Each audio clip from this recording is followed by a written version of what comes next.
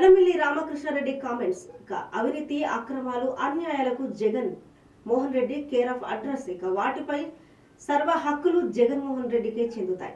రాష్ట్రంలో ప్రస్తుతం వైసీపీ నేతలను చూస్తుంటే దొంగే దొంగ దొంగ అన్నట్టుగా ఉంది. మిథున్ రెడ్డి పెద్దిరెడ్డి అరాచకాలు రాష్ట్రంలో అందరికీ తెలిసినవే. నేరస్తులపై చర్యలు తీసుకుంటుంటే కక్ష సాధింపు చర్యలు అంటున్నారు.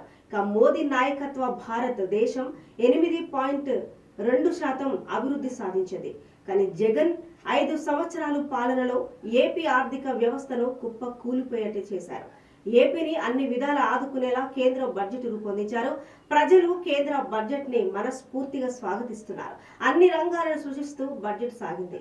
రాష్ట్రానికి గతంలో ఎప్పుడూ లేని విధంగా ఆల్మోస్ట్ స్వాతంత్రం వచ్చిన దగ్గర నుంచి తీసుకుంటే ఏ బడ్జెట్లోని కూడా ఆంధ్రప్రదేశ్ రాష్ట్రానికి ఇంత పెద్ద ఎత్తున ప్రయోజనం చేకూరిన బడ్జెట్ లేదు అనేది కూడా ఈ సందర్భంగా తెలియజేస్తూ ఉన్నాం.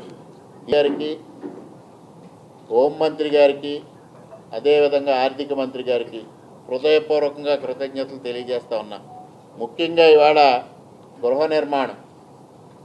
నిర్మాణం గత ప్రభుత్వ హయాంలో ఏ విధంగా సాగిందో చూస్తూ ఉన్నాం.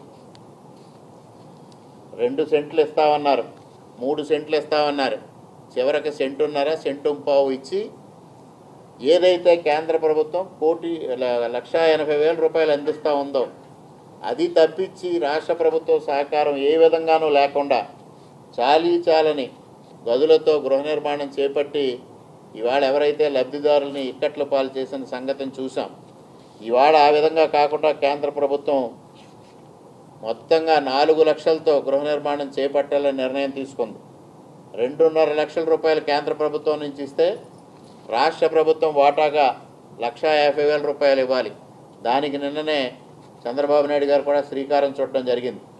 3 సెంట్లు స్థలం ఇచ్చి గ్రామీణ ప్రాంతంలో 3 సెంట్ల స్థలం